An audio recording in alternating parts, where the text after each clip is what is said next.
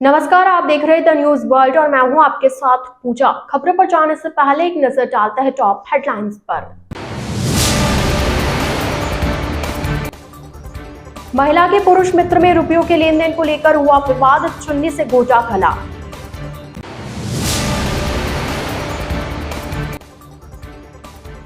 Jodhpur jail में फिर मिले मोबाइल, बंदी के बिस्तर और बाथरूम में मिले मोबाइल।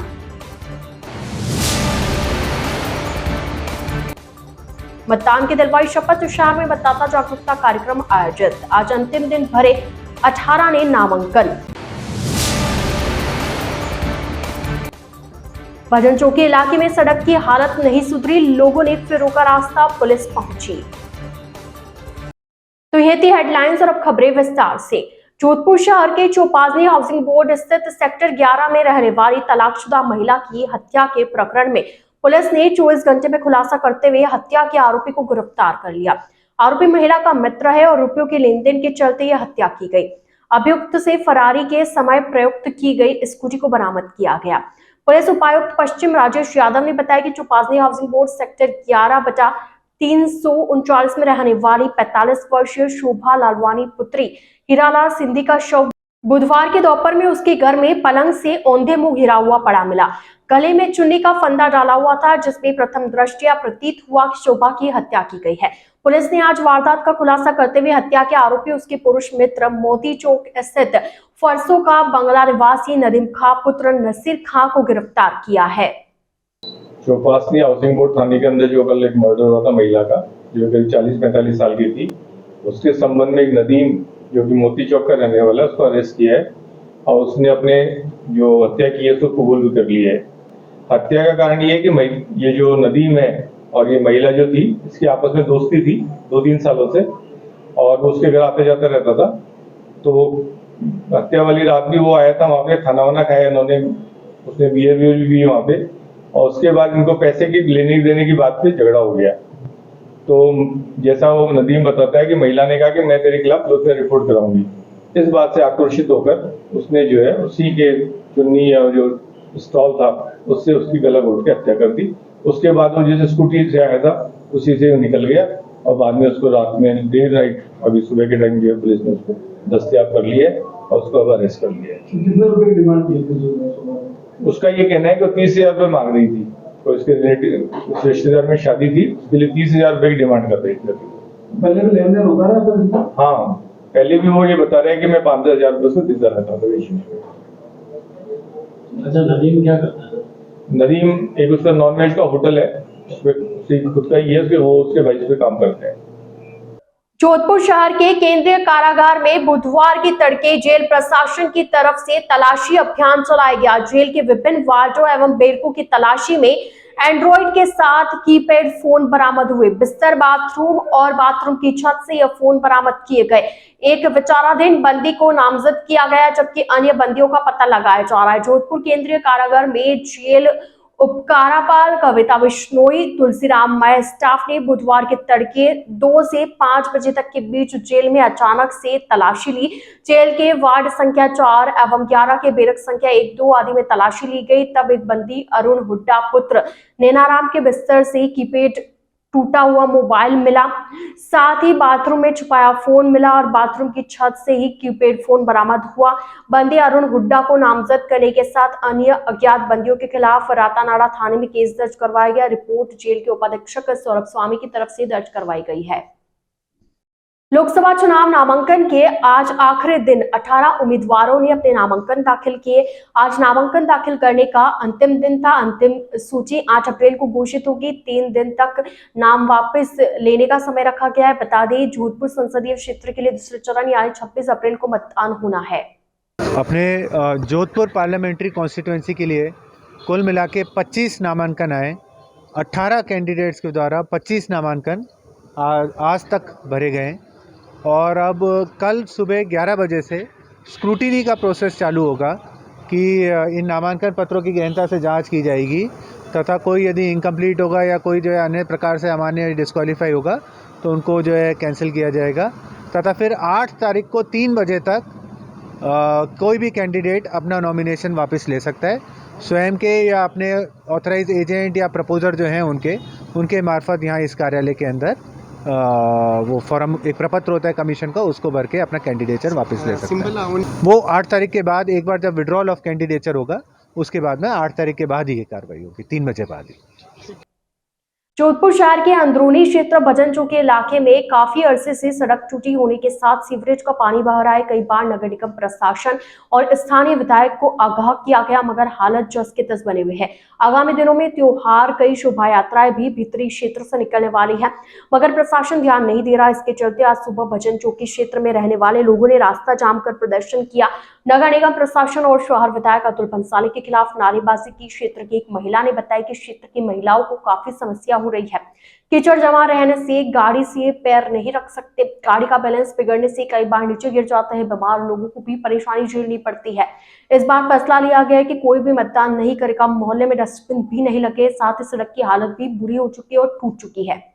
वहीं एक अन्य क्षेत्रवासी ने बताया कि आगामी दिनों में घंवर का मेला है और गंवा माता की सवारी किस प्रकार यहां से निकल पाएगी। यहां पर सीवर लाइन का पानी भी लगातार बहता रहता है। उन्होंने क्षेत्र के पार्षद पर भी लापरवाही बरते जाने का आरोप लगाया। क्षेत्र को लेकर पार्षद एक दूसरे पर आरोप प्रत्यारोप लगाते रहते हैं।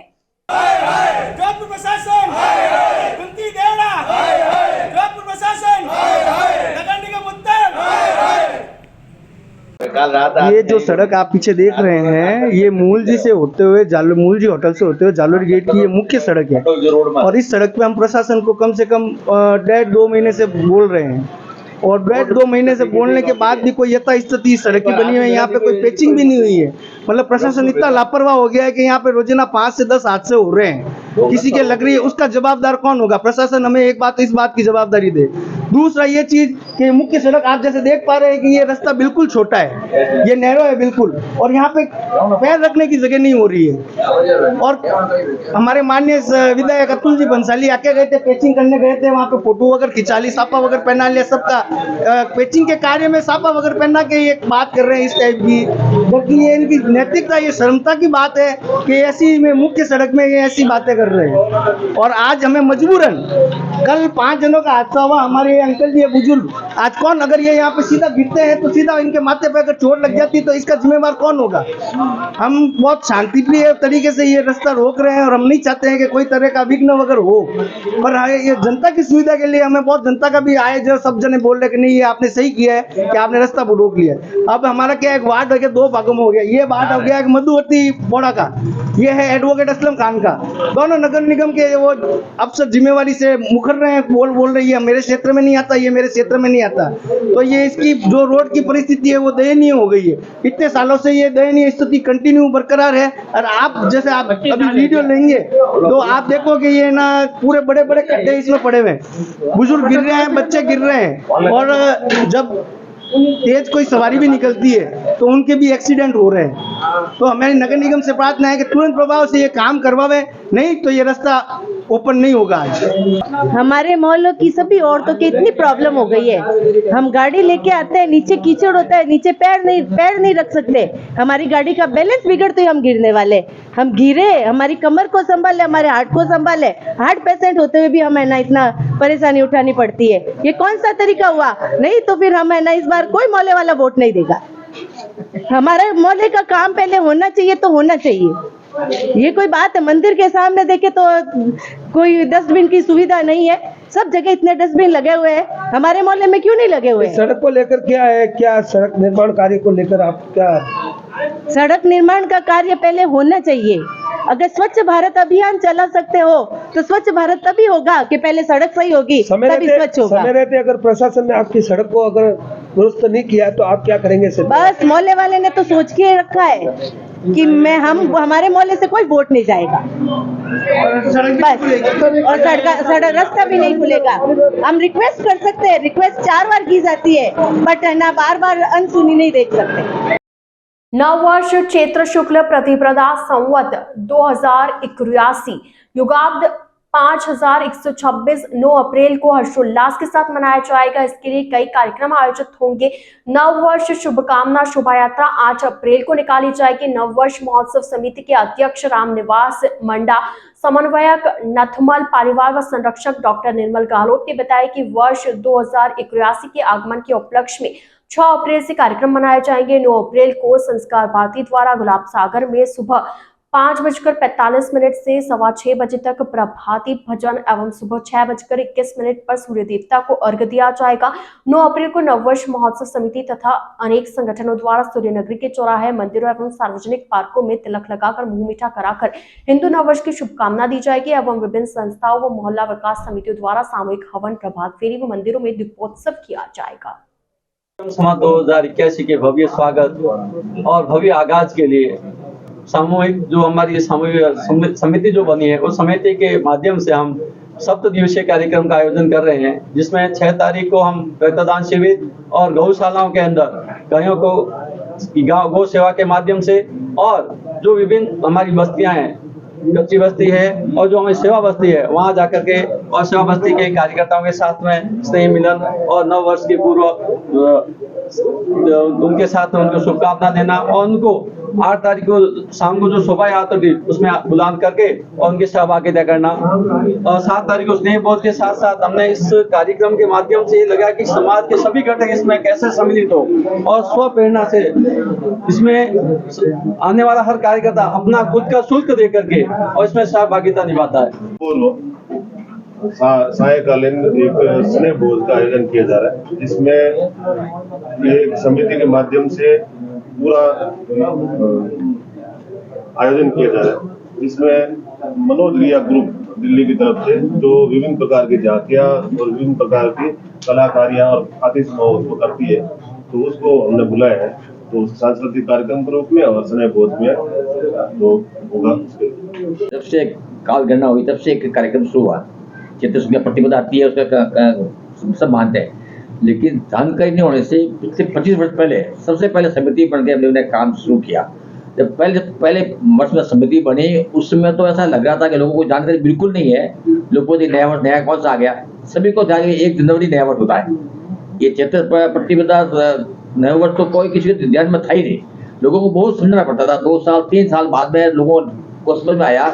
उसके बाद वो जैसे ही बात करते हैं, अच्छा अपना आ गया क्या, क्योंकि थोड़ा विडम्बना है कि हम लोग तिथि का ध्यान कम रखते हैं, तारीख का ध्यान ज्यादा रखते हैं। तो इसका हमारी जो घर में माताएं बहन है वो तो तिथि का ध्यान रखती है, आज एकादशी है, आज पूर्णिमा है, आज अमावस्या है, वो तो ध्यान रखती है। हम लोग तारीख ध्यान रखते हैं। तो ये अब लोगों को कहने के बाद में प्रतिवर्ष एक इसका ग्राफ बढ़ रहा है। और हमारी खुद की इच्छा थी कि अगले 5-7 सालों में मीडिया के सहयोग से इतना जन जागरण हो जाए कि हमें समिति बनाकर लोगों को नहीं कहना पड़े कि आपको नववर्ष बनाना है। मैं भारत हूं फाउंडेशन द्वारा 30 और 31 मार्च को मुंबई फिल्म सिटी में राजस्थान दिवस के उपलक्ष्य में इतिहास रचा गया। फाउंडेशन के अध्यक्ष विजय जैन मुंबई एवं महामंत्री शोभा सादानी कोलकाता के नेतृत्व में प्रसिद्ध उद्योगपतियों की उपस्थिति में जोधपुर की सिद्धि जौहरी को राजस्थान को हिनूर प्रदान किया गया। मिसेस इंडिया इंटरनेशनल एवं फेस ऑफ इंडिया सिद्धि जौहरी विगत कई वर्षों से महिला सशक्तिकरण और अनेक प्रकार के सामाजिक योगदान करती आई है और जोधपुर का ही नहीं बल्कि भारत का नाम रोशन किया। अनगिनत फिल्मी शख्सियत और प्रसिद्ध राजस्थानी भारतीयों को ट्रॉफी और पगड़ी पहनाकर संपूर्ण भारत के चुनिंदा लोगों को यह सम्मान दिया गया। जोधपुर कमिश्नरेट के जिला पश्चिम पुलिस उपायुक्त कार्यालय में आज जन सुनवाई कार्यक्रम रखा गया। इस जन सुनवाई कार्यक्रम में आसपास से आए लोगों ने अपनी समस्याएं रखी। पुलिस उपायुक्त द्वारा उन्हें सुधारने का आश्वासन दिया गया। पुलिस उपायुक्त पश्चिम राजेश यादव ने बताया कि आगामी लोकसभा चुनाव और त्योहारों के मद्देनजर कार्यालय में आज जन सुनवाई कार्यक्रम रखा गया। आसपास के क्षेत्रों से आए लोगों ने अपनी समस्याएं रखी। उनकी समस्याओं का जल्द से जल्द निपटारा किया जाएगा। उनके द्वारा लोगों को समस्या निस्तारण का आश्वासन दिया गया है। अपने जो त्योहार आ रहे हैं इसके मद्देनजर एक कैबिनेट मीटिंग बुलाई गई, तो जो उनके विचार विमर्श किया गया संबंध में कोई बात हो। घर की दशा सुधारने एवं पति की दीर्घायु की कामना करने को लेकर आज शहर में महिलाओं द्वारा दशा माता की पूजा और व्रत उपवास किया गया। शहर के मंदिरों सहित पीपल के वृक्ष पर धागा बांधकर मनोकामनाएं की गई। भीतरी शहर के गोल निवासी कुसुम बिस्सा ने बताया कि दशा माता का व्रत अखंड सुहाग एवं घर की दशा सुधारने के लिए किया जाता है। घर के बच्चे तरक्की करें, इसके लिए इस व्रत को किया जाता है। प्रतापेश्वर महादेव मंदिर आज वहां पूजा की गई। 10 हाथ का डोरा पहना जाता है। दशा के घी का दिया जलाने के साथ गहने बनाए जाते हैं। दशा माता व्रत अखंड सुहाग रे वास्ते और घरी दशा रे वास्ते करे और आप बाल बच्चा मतलब बहुत तरक्की करे उन वास्ते करिया करे दशा माता रो व्रत। प्रतापेश्वर महादेव में करते हैं और 10 गांठ का डोरा पहनते हैं और पीपल की पूजा करते हैं और दशा माता के लिए हल्दी और शक्कर घी डाल के उनके मतलब दशा माता के गहने बनाते हैं, दीपक बनाते हैं, उससे पूजा करते हैं। द न्यूज बर्ड के इस बुलेटिन में फिलहाल वक्त तो चला एक छोटे से ब्रेक का। ब्रेक के बाद जल्द हाजिर होंगे। आप बने रहिए द न्यूज बर्ड के साथ।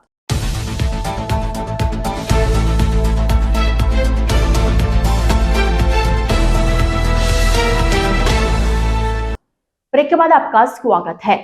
बांसवाड़ा जिले के डूंगरपुर लोकसभा सीट से आज भारत आदिवासी पार्टी के प्रत्याशी राजकुमार रोत ने भरी जन सैलाब के बीच अपना नामांकन दाखिल किया। नामांकन भरने से पूर्व बांसवाड़ा के कॉलेज ग्राउंड पर विशाल आमसभा का आयोजन किया गया, जिसमें भारी संख्या में जनसैलाब देखने को मिला। सभा के पश्चात विशाल जनसैलाब के साथ सांसद प्रत्याशी राजकुमार रोत को ऊंट पर बैठाकर नामांकन रैली निकाली गई। नामांकन रैली कॉलेज ग्राउंड से होती हुई कलेक्ट्रेट पर पहुंची। प्रत्याशी राजकुमार रोत ने निर्वाचन अधिकारी डॉक्टर इंद्रजीत यादव के समक्ष नामांकन पत्र प्रस्तुत किया। नामांकन के समय बांसवाड़ा उप जिला प्रमुख विकास बामनिया तथा बागेद्वारा प्रत्याशी भी उपस्थित रहे। और डूंगरपुर और बांसवाड़ा से पहुंचे हुए सारे वडीलों को मेरी ओर से जोहार करना चाहूंगा। बात करनी आपसे। ये बांसवाड़ा के इतिहास के अंदर ये पहली बार लोकतांत्रिक व्यवस्था स्थापित होगी, ऐसा लगता है मुझे। इस बार पहली बार लोकतांत्रिक व्यवस्था स्थापित होगी इस बांसवाड़ा के अंदर। इन महापुरुषों ने बलिदान दिया इस देश को आजाद कराने के लिए। इस देश की जो चाबी है आम जनता के हाथ में दी और वो चाबी के रूप में ये वोट दिया है हमें। और इस बार ये लोकतंत्र की इस चाबी का ऐसा उपयोग करना है कि जो नेता ईडी के डर से भाग गए हैं उनका ताला हमेशा के लिए लॉक हो जाए। इस तरह से इस बार इस चाबी का उपयोग करना है। राष्ट्रीय लोकतांत्रिक पार्टी व कांग्रेस पार्टी के संयुक्त उम्मीदवार हनुमान बेनीवाल ने बुधवार को नागौर संसदीय क्षेत्र में जनसंपर्क किया। बैलगाड़ी पर बैठे बेनीवाल का ग्रामीणों ने स्वागत किया। बेनीवाल का इनाना ग्राम के नागरिकों ने बैलगाड़ी में बैठाकर भव्य स्वागत किया। प्रत्याशी हनुमान बेनीवाल ने कहा कि उन्होंने जनता के मुद्दों को प्राथमिकता से उठाया, जिले में विकास कार्य करवाने में कोई कसर नहीं छोड़ी और जनता के हितों की मजबूत पैरोकारी देश की लोकसभा में की। बेनीवाल ने पूर्व मंत्री व नागौर विधायक हरेंद्र मिर्गा के अमरपुरा, साड़ोकन, गगवाना सहित कई गांवों में जनसंपर्क किया। हरेंद्र मिर्गा ने बेनीवाल को उनसे भी ज्यादा वोटों से जीतने की अपील की। आबू रोड के सिरोही में प्रदेश के मुख्यमंत्री भजनलाल शर्मा सिरोही जिले के दौरे पर रहे। वे मानपुर हवाई पट्टी से भिलवाड़ा के लिए रवाना हुए। लोगों ने आबू रोड क्षेत्र में फर्जी तरीके से टीएसपी प्रमाण पत्र व दिव्यांग प्रमाण पत्र बनाकर सरकारी नौकरी हासिल करने वालों के विरुद्ध जांच की मांग उठाई। मुख्यमंत्री भजनलाल शर्मा ने मानपुर हवाई पट्टी से भिलवाड़ा के लिए उड़ान भरी। मुख्यमंत्री भजनलाल शर्मा बुधवार देर शाम को 1 दिवसीय आबू रोड दौरे के लिए आए थे। सीएम ने भाजपा के पदाधिकारियों व कोर कमेटी के सदस्यों से देर रात तक मीटिंग करके आगामी लोकसभा चुनाव के मद्देनजर आवश्यक दिशा निर्देश दिए। ताराचंद परिहार ने सीएम को ज्ञापन सौंप देकर टीएसपी व दिव्यांग प्रमाण की निष्पक्ष जांच करके दोषियों पर कार्रवाई की मांग की। हवाई पट्टी पर भाजपा जिलाध्यक्ष सुरेश कोठारी, पूर्व जिलाध्यक्ष नारायण पुरोहित, जिला प्रमुख अर्जुन राम पुरोहित, पूर्व जिला प्रमुख पायल परशुराम पुरिया सहित कई भाजपा कार्यकर्ता व पदाधिकारी ने सीएम का स्वागत अभिनंदन किया। बांसवाड़ा जिले के कुशलगढ़ में आज दशा माता का व्रत उपवास कर महिलाओं ने घर की दशा सुधारने एवं पति के दीर्घायु की कामना की। पूरे संभाग में आज दशा माता का पर्व बड़े ही धूमधाम व हर्षोल्लास के साथ मनाया गया। आज सुबह शुभ मुहूर्त में सुहागिन महिलाओं ने श्रद्धा, भक्ति और आस्था के साथ पीपल के वृक्ष की पूजा अर्चना की व 7 फेरे लिए। पूजन के बाद सभी सुहागिन महिलाओं ने नर्वदेश्वर महादेव भुईवाड़ा में पूजा अर्चना की। वहीं मेर क्षत्रिय स्वर्णकार समाज कुशलगढ़ श्री महालक्ष्मी मंदिर पर दशा माता की कथा का महिलाओं ने श्रवण किया। बांसवाड़ा नगर सहित कुशलगढ़ मगरी माता दशा माता लक्ष्मी मंदिर भुईवाड़ा में भी श्रद्धा भक्ति और आस्था के साथ दशा माता का पर्व मनाया गया। देवेंद्र जोशी ने बताया कि कुशलगढ़ स्थित दशा माता मंदिर पर महाआरती उतारी गई। छोटी सरवा में मातृशक्ति द्वारा दशा माता पूजन के साथ मतदान करने का संकल्प लिया गया। इधर कुशलगढ़ उपखंड क्षेत्र के खेड़ा धरती घाटा क्षेत्र की ग्राम पंचायत छोटी सरवा की महिलाओं ने लोकसभा चुनाव में भागीदारी बनने की शपथ ग्रहण की। हम सच्ची निष्ठा लगन देश हित में मतदान करेंगे और अपने चिर परिचित आस पड़ोस सगे संबंधियों से भी मतदान करवाएंगे। मोदी जी को वोट देंगे। बोलो दशा मात की। धौलपुर के सेम्पो थाना क्षेत्र के जगरियापुर गांव में बुधवार गुरुवार मध्य रात्रि को अज्ञात चोरों ने एक घर में चोरी की वारदात को अंजाम दिया। सुबह जागने पर परिजनों को घटना का पता चला। चोर घर के पीछे दीवार पर सीढ़ी लगाकर प्रवेश कर गए और फिर नकदी के साथ जेवरात ले गए। सूचना मिलने पर पुलिस वहां पहुंची और मौका मुआयना किया। इस बारे में घर के मालिक मोहन प्रकाश शर्मा पुत्र जगदीश प्रसाद की तरफ से पुलिस में प्राथमिकी दी गई। उन्होंने बताया कि हर रोज की भांति अपने घर में सोए थे, तभी देर रात्रि को अज्ञात चोर मौका पाकर मकान के पिछवाड़े से सीढ़ी लगाकर घर में प्रवेश कर गए और कमरे के अंदर रखी अलमारी और बक्सों का ताला तोड़कर करीब 56,000 की नकदी और सोने चांदी के आभूषण चोरी कर मौके से फरार हो गए। सुबह जागने पर कमरे के अंदर बिखरा पाकर सामान मिला। मंगलसूत्र, लर, 2.5 चांदी की तोड़िया और चांदी के लक्ष्मी गणेश जी और 56,000 रुपये नकदी जो कि मेरे घर से चोरी हुई है। हेलवाई के तार तोड़े गए हुए थे और ये संदूक में तोड़ी हुई है। सर आपसे निवेदन है कि मेरे विश्व हिंदू परिषद द्वारा 17 अप्रैल को नागौर शहर में रामनवमी की शोभा यात्रा की भव्य आयोजन किए जाएंगे। इस यात्रा को सफल बनाने के लिए सारस्वत समाज बकीची माही दरवाजा में नागौर शहर वासियों की बैठक संपन्न हुई। बैठक में श्री रामनवमी महोत्सव समिति का गठन किया गया। बैठक में महंत जानकीदास महाराज, योगी स्वरूपनाथ महाराज, संत गोविंद राम शास्त्री, राजा राम शास्त्री, चेतना राम महाराज, साध्वी सीताबाई, संत सर्वेश्वर महाराज उपस्थित थे। राष्ट्रीय स्वयंसेवक संघ के विभाग संघ चालक डॉक्टर केवल राम गौड़, विश्व हिंदू परिषद के जिला अध्यक्ष रामेश्वरम सारस्वत समाज से भी हरिराम धारणिया, रामनवमी महोत्सव समिति के अध्यक्ष सूरजमल भाटी मंच पर उपस्थित रहे। और यहाँ मंदिर बना दो, ऐसा संभव नहीं था। ये संभव कैसे होगा कि कार सेवकों ने मिलकर उस गुंबद को हटा दिया और हटाकर वापस पुनः मंदिर बनाया। उस समय तक का हमारा जो नारा था, सौगंध राम की खाते हैं मंदिर वहीं बनाएंगे। फिर जगह जगह काम किया और कोर्ट का फैसला भी आया और हमारा जो पुराना प्रदेश के पूर्व मुख्यमंत्री अशोक गहलोत के पुत्र वैभव गहलोत ने आज आखिरी दिन अपना नामांकन जालोर सिरोही लोकसभा संसदीय क्षेत्र से भरा।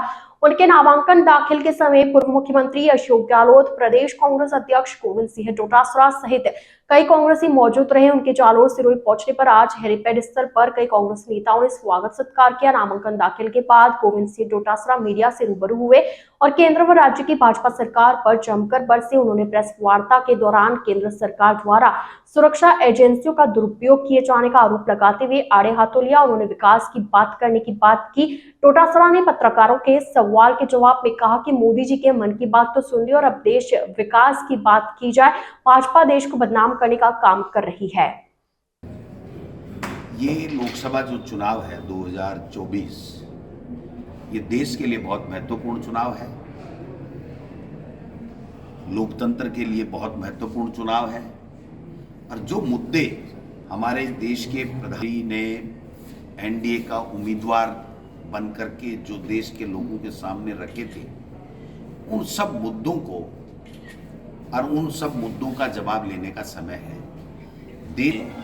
आप उन बातों को नहीं करके जो जनता से जुड़े हुए मुद्दे हैं, जनता की समस्याओं के समाधान के हैं, उनके जीवन स्तर को ऊपर बढ़ाने की बात है। आज जो हंगरी इंडेक्स है उसका आप देखिए कहाँ हम पहुंच गए। आप बेरोजगारी 83%, कहाँ तक हम पहुंच गए। अब तो हद ही होगी। जब ले रहे थे तब लग रहा था कि पता नहीं क्या इनका मिशन है, ये बीजेपी में ईमानदारी से ले रहे होंगे, लेकिन अमित शाह जी कल परसों कह गए कि जो आ रहा है ना डर भाग करके, वो आ रहा है लेकिन उसको कुछ नहीं मिलेगा हमारे। इसका मतलब ये हुआ कि जो इनका बीजेपी का काडर है वो भी पूरा आशंकित है, पूरा भयभीत है, डरा हुआ है कि ये कर क्या रहे हैं। एक दिन आप महाभ्रष्टाचारी बताते हो, दूसरे दिन उसको लेकर के पद दे देते हो, टिकट दे देते हो, मंत्री बना देते हो। द न्यूज बर्ड के इस बुलेटिन में फिलहाल के लिए इतना ही। आइए चलते चलते एक बार फिर नजर डालते हैं आज की टॉप हेडलाइंस पर। महिला के पुरुष मित्र में रुपयों के लेन देन को लेकर हुआ विवाद, चुन्नी से गोजा खला।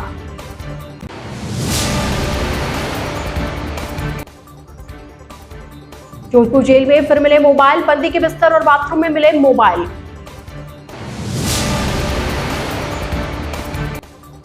मतदान की दिलवाई शपथ, शहर में मतदाता जागरूकता कार्यक्रम आयोजित। आज अंतिम दिन भरे 18 ने नामांकन। भजन चौकी इलाके में सड़क की हालत नहीं सुधरी, लोगों ने फिर रोका रास्ता, पुलिस पहुंची। तो अब दीजिए इजाजत पूजा को और आप इसी तरह बने रहिए द न्यूज बर्ड के साथ। नमस्कार।